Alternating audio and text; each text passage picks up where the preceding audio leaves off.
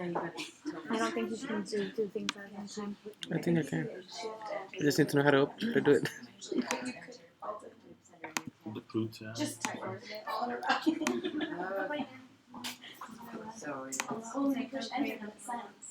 Oh, yours is different than on Chrome. I have. Oh, over here. That's a chat function. Oh yeah. Oh, but I'm recording the whole screen.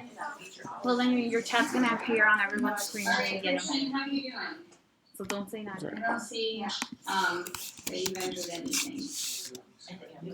There he is. Christian, who are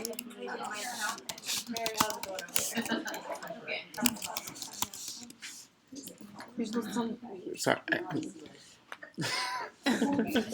No. You're supposed to put the names of everyone in your What? You know how to do it?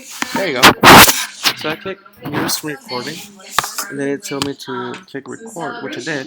As I was talking to announce a plan for the session today, she was telling me that she's seen a lot of people experimenting with the bridge and having bridge anchor charts in their rooms. She said that people were dabbling with the bridge in a two-teacher model. She's seen evidence of collaboration between the dual language and monolingual English teachers around the same standards and how it would work between So now that I click the screen entire recording, grade level. You do? yeah, I did. She's also said But that I'm not able to see which is. has seen evidence between teachers rethinking about When you put it there. things like making sure that everything that they have It's in recording the things. room Yeah, it's recording. is authentic to that language. So For example, it's if recording. word walls were Okay. up We're good in then. the room before, really thinking about the word Get to walls the screen and recording, so thinking, it's recording are everything, they right? truly teaching Spanish out of Spanish, or is this an English construct that we've just translated? She's seen evidence of experimenting with the classroom environment and making sure that it has the 3 linguistic spaces where all Spanish content is together and all the English content is together, and putting the bridges together where the 2 languages are brought together for comparison. She's also talked to me about how some grade levels are consistent in using PPR, especially in grades K through 2, and how in some cases the same TPR movement spans the entire grade level. So talk to your group that you're with, and share something that you would like to celebrate in addition to. What is another celebration that your grade level can celebrate? And go ahead and type it into the chat function. ¿Qué celebras tu grade level? So all your conversations will be on your audio because we're using this computer for a screen Capture. capture. Just letting you know. Fair warning, I guess. He has the Apple product which can do it, and it's just easier. So thank you for. You're welcome. put us on the spot.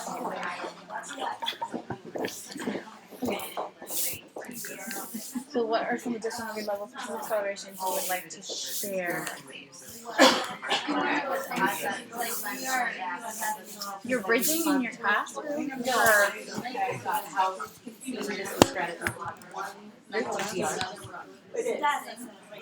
In our case, I think I am trying to start using the new science program, if you say that way, and try to link it with the new standards. So that's something I've been working on. Sure about you guys. Which it will be bridging eventually. eventually. Yep. So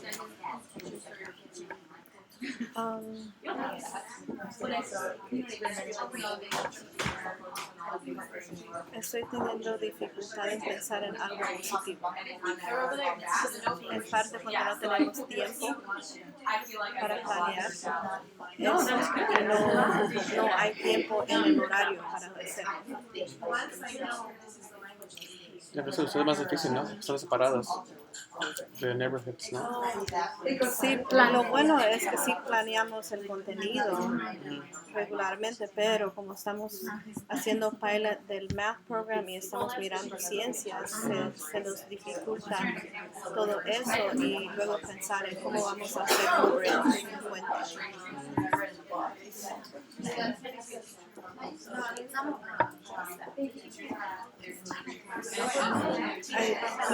Hay algo positivo que estamos pensando en Hacerlo. eso, en hacerlo, And pero then we no hemos added it llegado to ahí our- todavía. Individual plans too. Mm.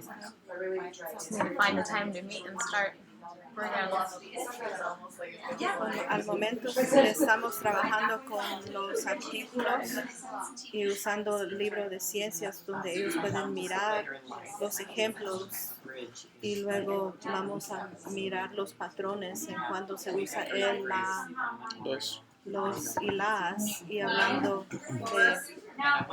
de también las excepciones, pero ahí vamos. So I see a couple of people are saying that students are staying more in the target language and teachers are trying to speak the target language when visiting classrooms of the opposite language so that there's a real emphasis on raising the status of Spanish across the program. And experimenting with the use of culture Quedándote en el as idioma part of the más. curriculum. That's excellent. That's good. So today our purpose is to deepen our understanding of concept attainment and the fishbowl strategy. And we're gonna do this by talking about how and when to use it in the classroom and how do we differentiate the use of this strategy across the grade levels. Because here in this room, we have representation from kindergarten all the way up to 5th grade. Eighth. 7 and 8. Eighth. Is that not right? No. 8. Oh my gosh. Kinder through 8.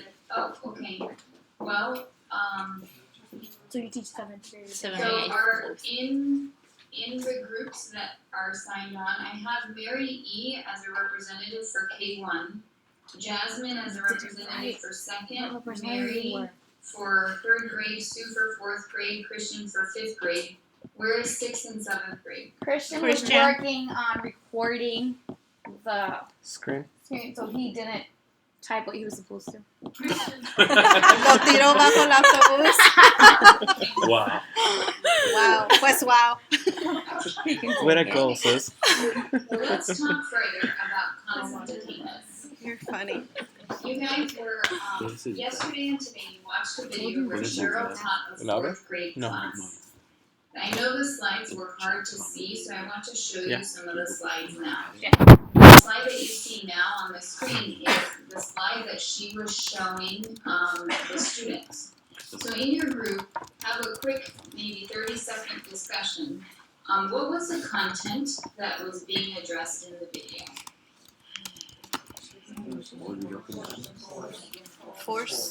Fuerzas. Sí, las fuerzas. Jalar y empujar.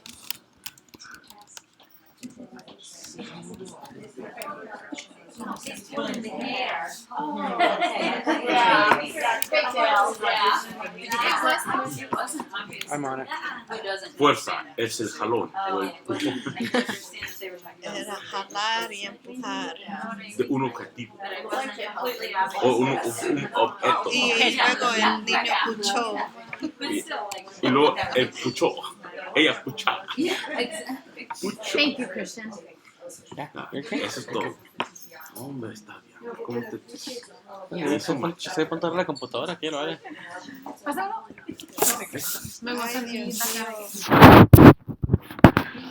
Nada más, regáñalo. Ya, ¿verdad? Pórtate bien, ¿eh? tenemos todo ahí, ¿no? Everything is wrong.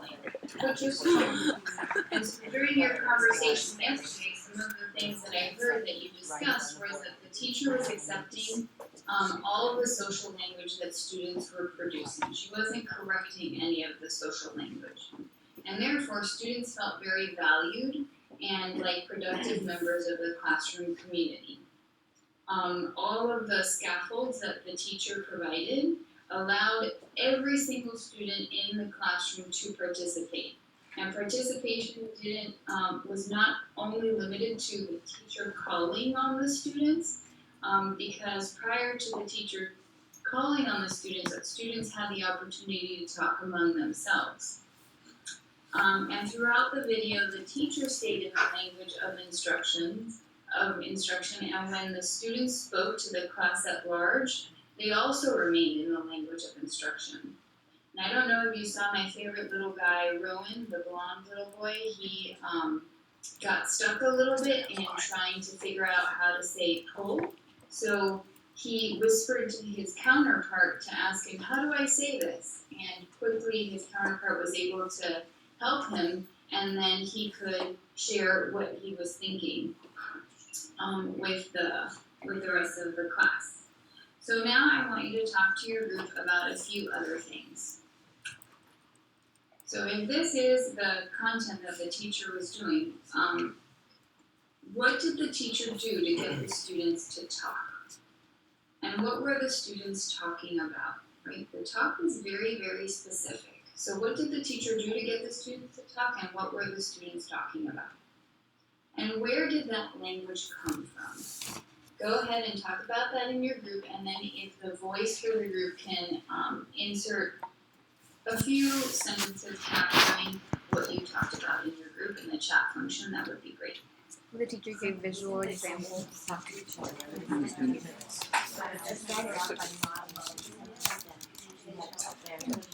So the students were able to bring in vocabulary and what they knew and relate to Okay, so the teacher gave visual examples, model. What else I said? Sorry. Teacher model. No, she didn't raise her. She didn't have that opportunity. Students were able to provide vocabulary they already knew to each other.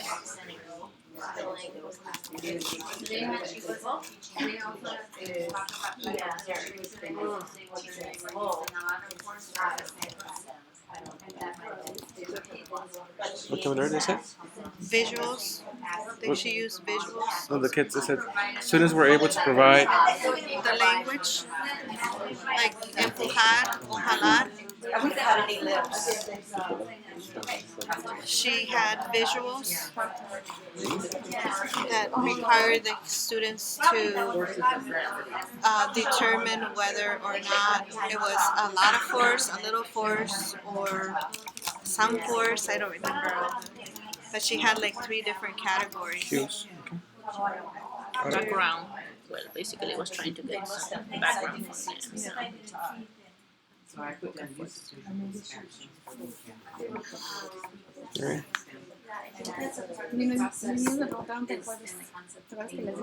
Oh yeah, mañana? Okay, that's good. Because we did finish today the reports. PM. Right after specials. My specials is your math time. Around 2:20, 2:30. Would that work? What were students Otherwise talking we can go to your room. Do we need to answer the what were students talking about? Oh no, we didn't do that one. Sorry. Do we need to answer the other questions? I guess we do. Yes, she went over the grade. Wow, that's cool. Sorry. Okay. So the language came from the teacher and the students. Okay. The students were talking about the visuals.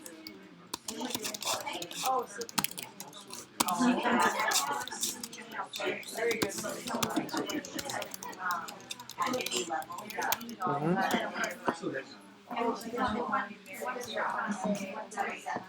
still on second one, or do we want to move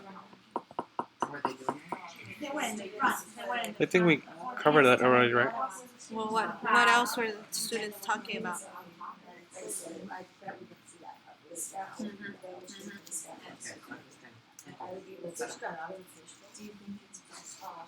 Some of we're talking about like prior experience related to that, weren't Okay, let's come back in 5,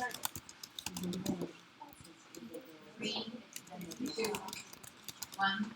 So I'm seeing some of the things that you're talking about are common across all groups, right? She modeled specific sentences that she wanted the students to use. She modeled it herself, and then she asked several other students to model it as well. She used pictures. She had a graphic organizer.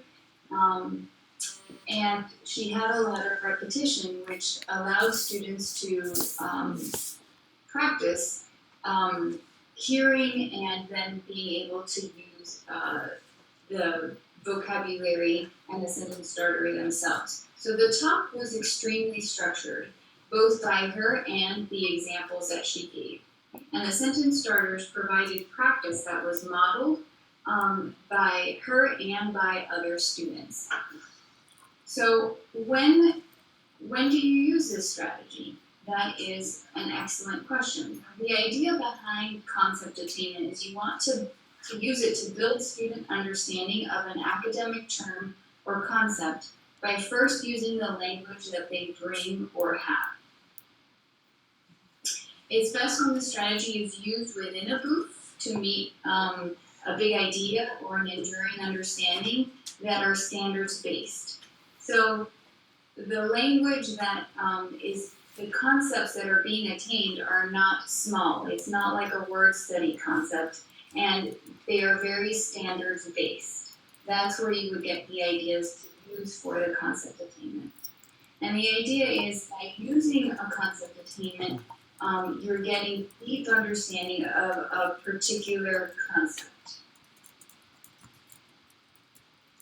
So I want to show you now one that I created for a first grade classroom for language arts. Okay, so the standard that I was trying to get to was to describe character setting and major events in the story using key details. And sometimes it's difficult for children to be able to talk about this because, especially kindergarten and first graders, they're not all of them are sure what a character is and what a setting is. And so you have to teach them this.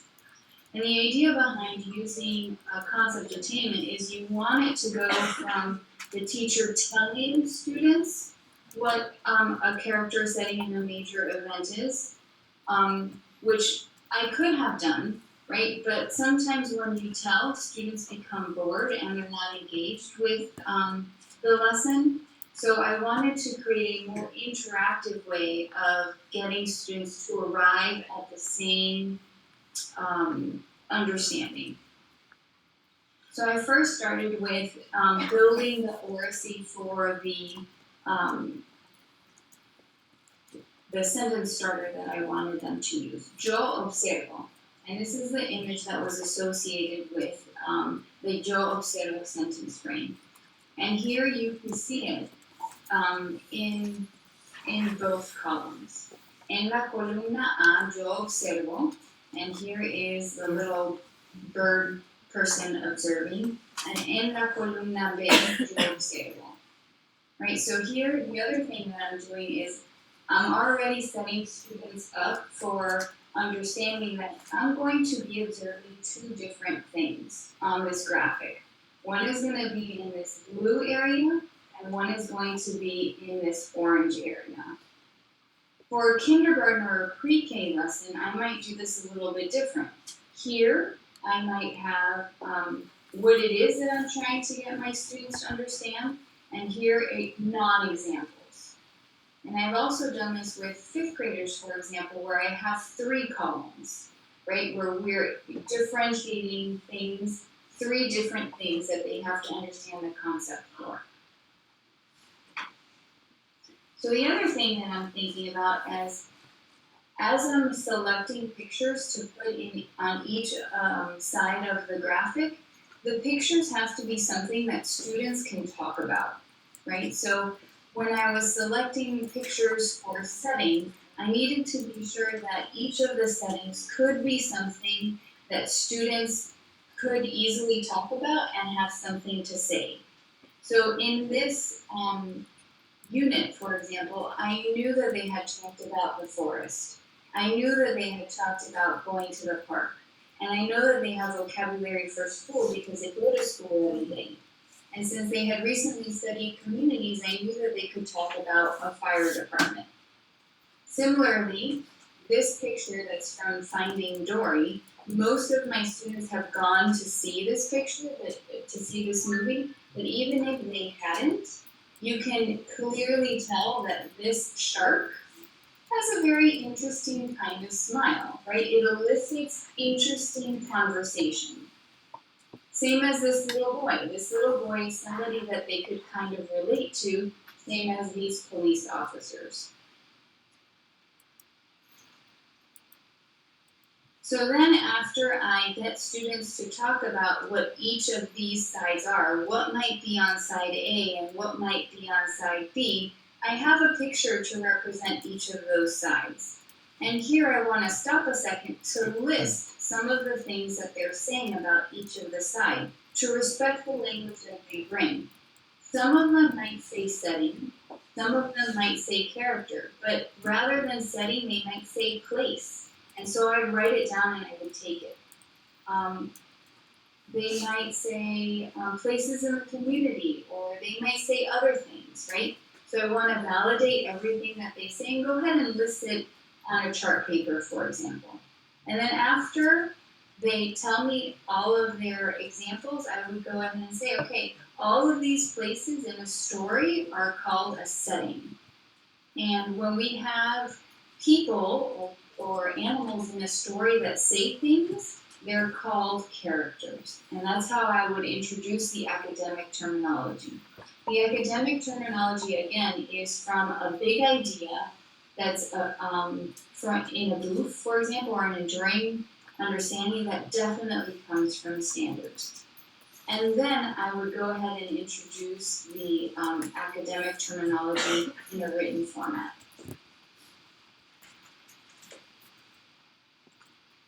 So an important thing to notice here is that I do what Rita suggested, right? Rita suggests that we're constantly providing sensory supports, graphic supports, and interactive supports, and that our lessons have all three of these supports consistently in all of our lessons. So the sensory supports that I provided for my students during this lesson were pictures and photographs. Right, the graphic support was the actual table that was color-coded. And the interactive support was something that they were doing in pairs or partners. But for language learners, something that we get tripped up on is saying to students, talk to your partner is not enough.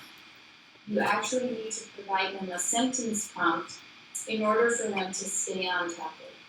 And this is actually true for adults. When I present to adults, it's much easier for adults to stay on topic if a sentence prompt is provided to them about what it is that I want them to stay talking about. So what grades is this appropriate for? I've done this in classrooms with pre-K students, but I've also done it in situations with adults. For example, when I came to see you guys in August, we did a concept attainment for the monolingual perspective and the multilingual perspective. So some things to keep in mind. The information must be visually organized. You have to provide a structure for the language use. That means a sentence starter. How is it that you want students to talk about whatever it is that you're presenting? And then you have to have pictures, graphics, or text that has to be recognizable. If whatever phrases or pictures you're showing in the concept attainment are too foreign to students, they won't engage in talking about it. And what you want them to do is actually talk about it. And it has to be used within a context that fits the big picture. Again, concept attainment doesn't work well for something small like a word study focus. It has to come from a big idea or an enduring understanding. So talk with your group now. With what content can you use this strategy at your grade level? And here's a sentence starter that I'm providing you guys to use in your small groups. In our grade levels, we can use concept attainment too. And after you come up with some ideas, go ahead and insert it into the group chat. In our grade level, we can use it in the solar system by getting kids to understand how things move in outer space. Sorry. I was typing the first part.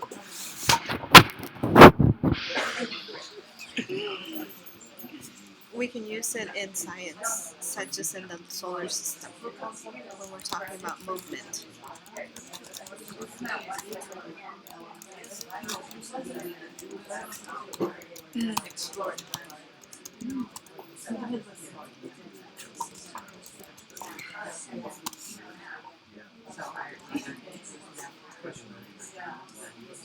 Students have to understand the difference between rotate and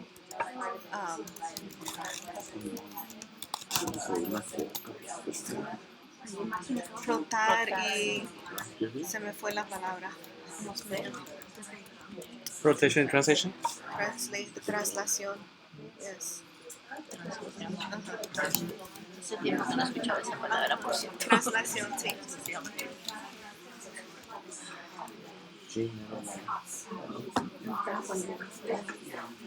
They need to know that all those concepts are related to how things change and move and how it affects like our time, like we use our clock, the way that our clocks are used, our seasons. So all of that has to do with movement. So just understanding the importance of that. Where else? What about fifth grade? What if we use concept ¿En ciencias? or in mathematics?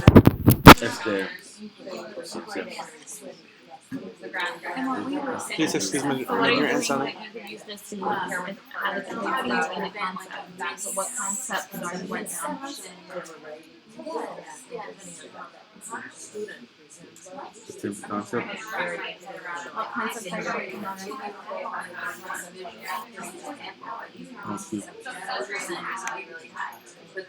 Can we use something similar for the Y matemáticas no sería como ángulos, tal vez, podría un Yeah. poco relacionarse. yo creo que es uno parecido para mi orden de operaciones? Paréntesis. Bueno, paréntesis, exponente, no recuerdo cómo era. Pero teníamos La uno parecido. orden de las Sí, teníamos uno operaciones. parecido. Multiplicar, dividir. No recuerdo, tenemos uno parecido. No creo que lo hicimos hace tiempo. O sea, el orden de las But I don't- operaciones, But I don't think that pero eso cómo that's se not relaciona con the concept. Like es the como una técnica para que recuerden tal vez.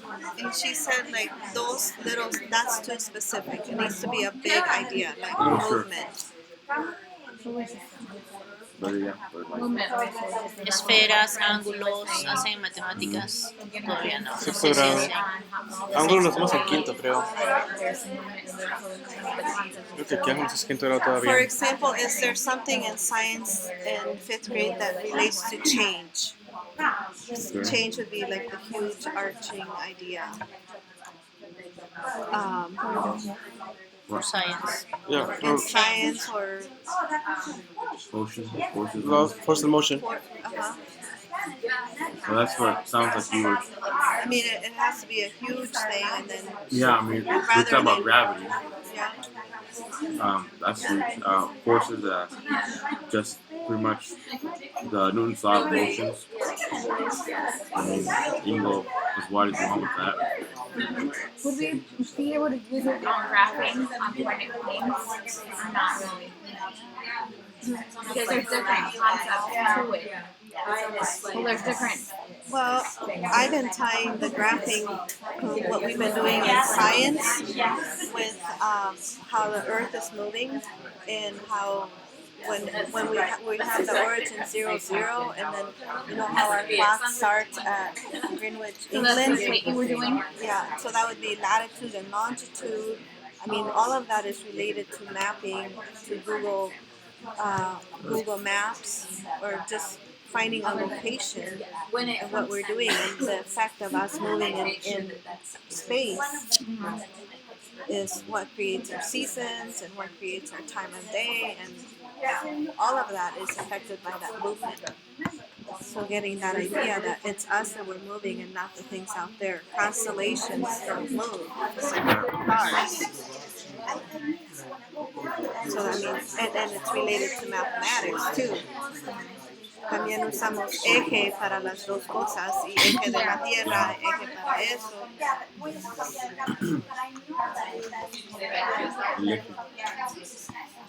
It's that ability to turn it on and off.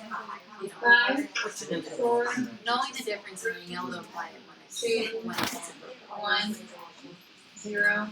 Yes, I was thinking about the main idea for like writing and composition, Question. the She big said, idea how do on we how to prevent misconception? Yeah. And the other Mary I was said thinking that more their grade because of the level example could that she probably gave. I do was concept thinking more attainment to like compare science, fiction math, and because nonfiction. that's what you have. Remember that whenever you do concept attainment, it has to be to address a big idea. So we're doing fiction versus nonfiction, and we want to go ahead and ward off some of the misconceptions that students have.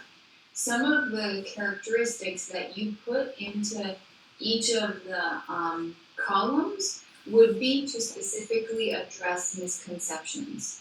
For example, in fiction, we have characters that talk, and sometimes they can be animals or things that wouldn't necessarily really talk in real life. Like an animal, like a rabbit, wouldn't talk in real life. So perhaps a descriptor on the fiction side would be a rabbit talking. But on the nonfiction side, it could be something like is only based on facts or only tells facts, things like that. So whatever, in order to address misconceptions, sometimes you want to, since as teachers we know some of the misconceptions students will have, go ahead and insert them into the concept attainment so that students can talk about it and wrestle as to why it's on one side and not on the other side of the concept attainment. So now I want to talk a little bit about the fishbowl strategy. And you saw this also in the video of Cheryl teaching those 4th graders. So the fishbowl is a strategy to use when you want to show students how to do something rather than tell students how to do something. Again, it goes back to, we want, rather than having our students look like this in our classroom, we want them to look very much engaged. And so when we have students where the directions are very, very language heavy and would require a lot of directions, sometimes it's better to show them what to do versus to tell them what to do. Sorry about that. One of the things to keep in mind is when you select the fish to be in your fish bowl, you have to be very selective about who you want to be your fish. And here is where you would select maybe students who have more limited language because they're language learners, or this is also where you would put your own. The student who is not in the middle or the center of attention would be calling out or doing something else to get your attention. So here, as the fish, you want to select your attention-seeking students. And this is an excellent way to provide these attention-seeking students with positive attention. And since they were the fish in the fishbowl, they are now the experts in showing how to follow these directions. Wouldn't that be nice if the students that we were most challenged by, we can call them experts in following directions? So some things to keep in mind when you are using the fishbowl strategy. Carefully select your fish. You don't want your best rule follower to be your fish. You don't want your most language proficient student to be your fish. Conversely, you want it to be the opposite. Select your fish by selecting the student who is an attention seeker and or has limited language. Again, provide all the supports that the student would need to be successful. This includes sentence starters, this includes picture supports, and in Cheryl's example, that includes lots and lots of practice before they got up to practice on their own. And the supports are the supports that I showed before, graphic supports, interactive supports, which are more than just turn and talk to your partner, and sensory supports. So talk to your group now. How can you use the fishbowl strategy at your grade level? Who would you select as your fish? Talk about that. Name the students. And then after a few minutes, go ahead and insert some things that you talked about in the chat function, but do not insert any other student names. So, Iván Sandoval. No está escuchando. Hasta allá. How about Junior? He'd be a good fish to put in the bowl. Hey there, Adam. That was Raul. Javi.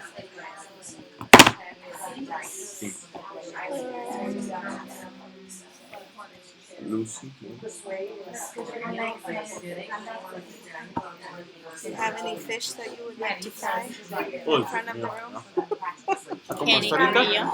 There you go. ¿Sí lo has visto? Yeah. El salón. Hey, she said Kenny Carrillo. Kenny Carrillo. Yo tuve Kenny. I love Kenny. Yeah, I love Kenny too. Ocupa mucha atención, pero es un niño muy tierno. Muy tierno. Tierno. And I don't know, ¿Sabes it was que, tierno. sabes que lo querían ahorcar cuando estaban allí? Grosso. He likes to sit next to my desk. I don't Yes. know why. Why do you want to sit he here? sits in your room. Yes, He but never- he never sits, sat in but my he's room. like this, just like that. But he sits, You made yes. progress. But Good he's job. like that. Kenny, calm down. Okay. We tried Velcro, we tried the thing like on the chair, we tried everything. Give him one of those pillows sits, with but that it's- little. Oh, he notes had that on in my it. room, it didn't work. It didn't work. Oh, Wow. I have 2 of those pillows in my room this year. Yeah, Kenny, definitely, that's one of them.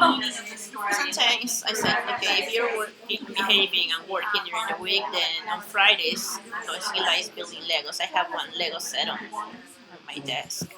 And then the first time he saw it, because my students make like a pencil case, and so on, he was all like that. So I knew, oh, he likes that. So Oh, we yeah. just started working. He with that. loves to And then play. He's on the He's more spectrum. handsome and things Yeah. like that. We had someone come and look at him and he was on the spectrum of autism. That's awesome. Yeah. So, Yeah, I love Kenny. He moved by my house, by the way, like he lives close to you. 2 streets away. He doesn't know yet. Oh, but he told me the other day, I don't like when I'm moving. He said that. Yeah, he moved by very close to my house, like 2 streets away, definitely. I haven't told Corazón him no yet. le gusta. So he goes trick or treating next year. He's like, No, I was forever No, but I saw this is her cousin. Liz. So, Giselle. Yesterday I was not. I had to go and get my daughter to take her to the doctor, so I have another teacher covering me that class. You know, so they have an activity to work. So he, yeah, and I didn't see him. But today he said, I work on it. He was like, You know, like I work on today? it, and I saw it. Wow! I was like, oh, impressive. And then Paige, yeah, but you forgot that. You forgot, and he was like, oh, I didn't see that, but I worked. Look. He was so proud because usually he And I forgets, modeled, but he didn't say, good job. the Next time, just try instructions to were Giselle, specific instructions on the board. It would be La línea, Yes, I said this and then She la was línea, very la quiet línea at the sólida, beginning, then she became more la corta. social. La línea, la línea de puntito, la doblas. Dos, Fine. y dice todos la repetimos. La sólida la cortamos, la puntitos la doblamos. Sale pues, comienza. todos más. Y luego, los dos. Agarran cinta. ¿Me das otro? No. Entonces, esto fuera el fishbowl, that'd be a good one for this one. Like, for my issue today, where two students just did not comprehend that you have to cut the solid line and fold the dotted line. So having the computers role model that and the fishbowl strategy would have been helpful for those students, I guess. But I never thought about it because cutting a solid. But in some cases, you do cut the dash I know, line. but that's how I'm down for that. I modeled that. It was instructions were in the book, and I put the two specific instructions on the board, and it still happened. But so Because having usually the they don't fishbowl read, they maybe just get excited and want to Yeah, read. no. better. And I don't know if they would do that with the fishbowl in place. But it's often that it happens, like these things happen, like these particular students. So the student I would like to fishbowl would be Ivan Sandoval. Remember I had That would be a good one. I said that earlier and you were way over there. Oh, I didn't hear you. I know. That's what she I said. needed to turn around. We made him stand up during the assembly, so he was all serious. For getting more than, was it 200 points 200 on the points, class? yeah. A fishbowl strategy to model any activity or any set of directions that would be language heavy in getting through all of the directions. You would select 2 students or 3, however many is necessary to complete the activity. But the purpose would be for them to be the models for how to do the activity with teacher guidance. Therefore, students do need to be able to have some oracy in order to participate with the activity. For the purpose of oracy, which is listening and speaking, is to prepare all students for literacy success with grade level text and academic content. So the more that we build oracy, the listening and the speaking, the more likely that it will facilitate the being able to read and write with grade level content on grade level. So both reading grade level text and writing on grade level to meet the content demands. There was a question that came up before about keeping up with pacing. You're right in that some of these activities do require time. However, if you build oracy well, it is definitely worth the time because it will minimize the amount of remediation that is required later. So with that, I want to give you a few minutes to think about questions that you and your team might have about how to implement concept attainment. And I'll give you a few minutes to use the chat function, and then I'll take myself off of screen share, and then we can address some of these questions.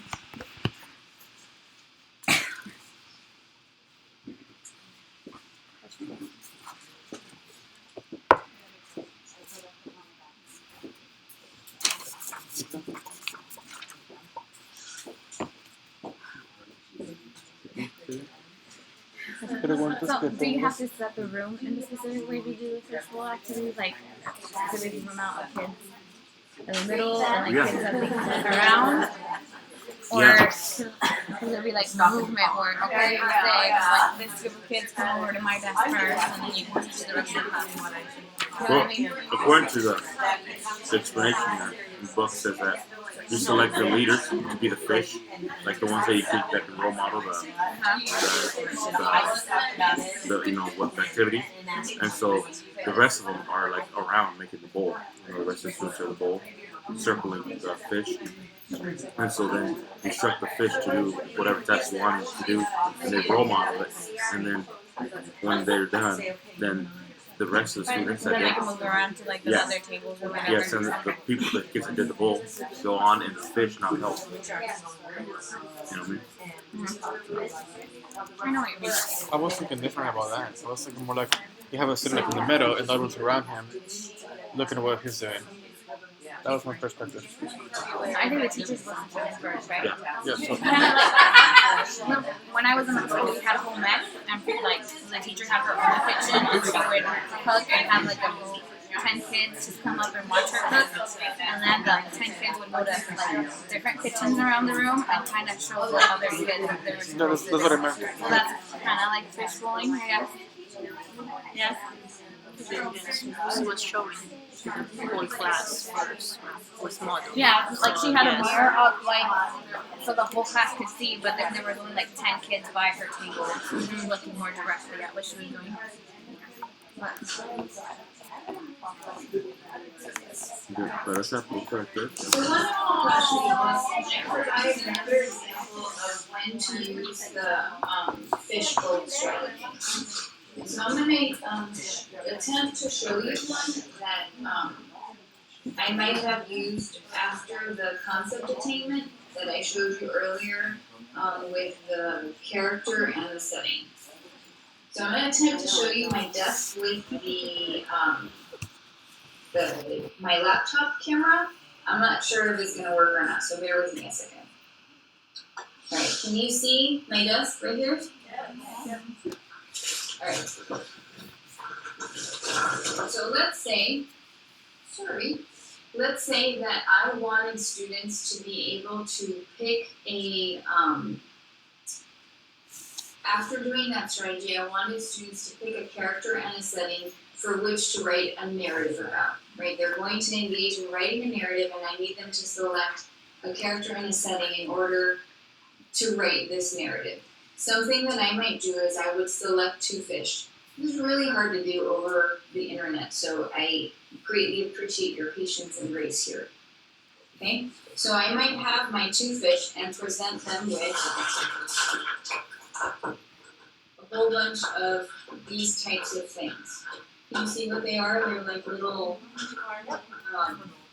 they're farm animals and little people, right? So I would say, okay, go ahead and pick the character that you want to pick. And then I might say, right, and then each of them would pick a character. And then I would say, okay, now show us using these shapes, where is your character? Now Susie might do something like this.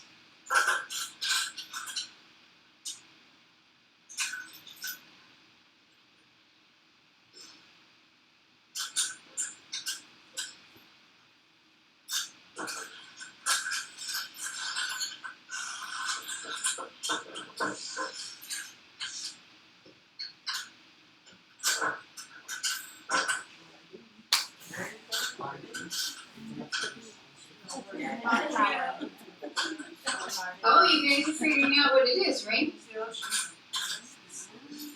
It's missing a margarita.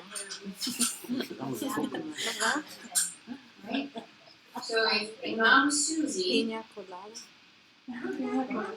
I would then say, and as the teacher, I now have to provide the sentence starter of, my character is a man, and I would say, my character is a man, and then the sentence starter would be, my character is in the setting of, and I would say, my character is in the setting of the beach.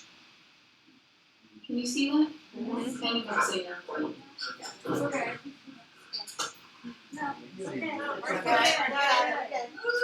Can you see? Okay. Do you see my character? Just like you. Just looked like me with my drink Is that better? and my bathing suit. Well, the idea is though that I, as the teacher, wouldn't have done that, right? Susie and Johnny, who were my fish, they were the ones who would be creating this setting for their character. And then I would say, okay, now everyone else go do this, right? And because Susie and Johnny have already done it, I have two choices. I can either say to Susie and Johnny, okay, add more details to your setting, or add another character to your setting, or what might they do next? Or I can say to them, now Susie and Johnny, since you're experts, now you go circle around the room and make sure that everybody else knows what to do, right? And now they're walking around so proud because they know what to do and no one else does. Okay? What other questions do you have about either concept attainment or fishbowl?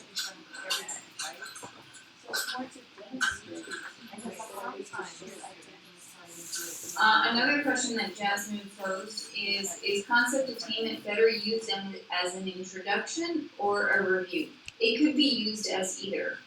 Sometimes it's better done as an introduction because you're validating the language that students have to introduce the academic terms for two different concepts. For example, character is a very sophisticated way of talking about somebody in a book. So students might, especially kindergarten and first grade students, they say the person, or the alligator, or the cat, or these are all things that talk. And while technically that's all correct, right, the academic word that we want them to come away with is, yes, these are all characters. So I would use concept attainment more as an introduction, but you can make it challenging by using it as a review as well. What other questions might you guys have?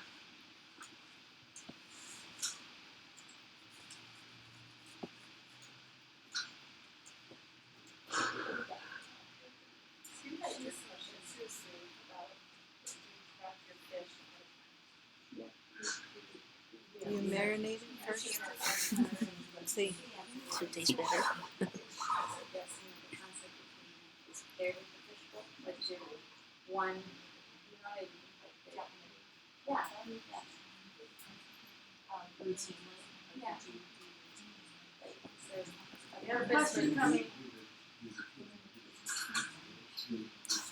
So the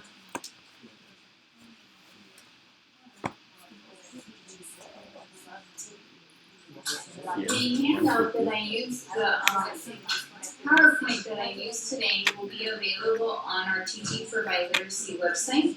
If you haven't signed up already, I recommend that you sign up, and then it'll be right here under resources. If you go to videos instead, you can also see the video of Cheryl that you saw, but then you can also see a bunch of other videos that also include the use of concept attainment and the use of the fishbowl strategy. I want to thank you so much for your time and for being so graceful as we interact in this new mode of interacting together. I hope that you found the content and the discussion with your colleagues to be meaningful, and that you were able to add additional tools to your toolbox for getting language learners to engage with and deeply learn the content. If you don't mind, I've included a evaluation website here because I would greatly appreciate your feedback. Your feedback is important because it is used to make future sessions like this better. You're welcome to use it to do it as a grade level, or you are welcome to do it independently. Either way is fine. I would appreciate both the things that you liked about today's session and things that are suggestions that you have for improvement for future sessions. And thank you so much. I hope that you use these two tools in your classroom soon.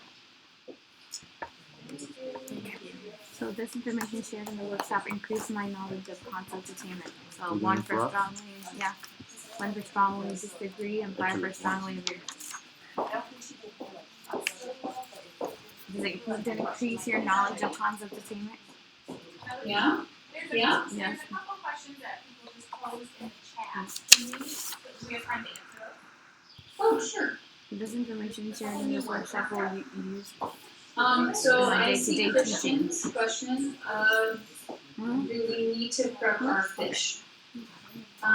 Depending, and I was about to answer this one. It's a great question. Depending on the nature of the assignment or of the task, you might prep your fish, but you might not. If the fish that you have selected is perhaps a shy fish, you might want to prep them. If they have very limited language, you might want to prep them. But if they're the attention seeker, you might not need to prep them. It depends totally on the student and on the task. If you feel like they would need the help in order to do exactly what you wanted them to do, you might want to prep them. Mamá ya se va en 2 semanas. Yes, do you routinely connect concept attainment with the fishbowl? No, there are 2 separate strategies that you can use independent of each other. In the video, the concept attainment technically was not linked to the fishbowl. The only thing that was linking the 2 together was the content. But you can do the fishbowl strategy for anything that you don't necessarily have to do the concept attainment for. What you do want to make sure is that students have sufficient oracy so that they can participate.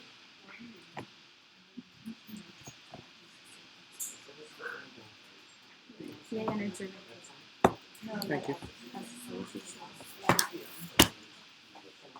So,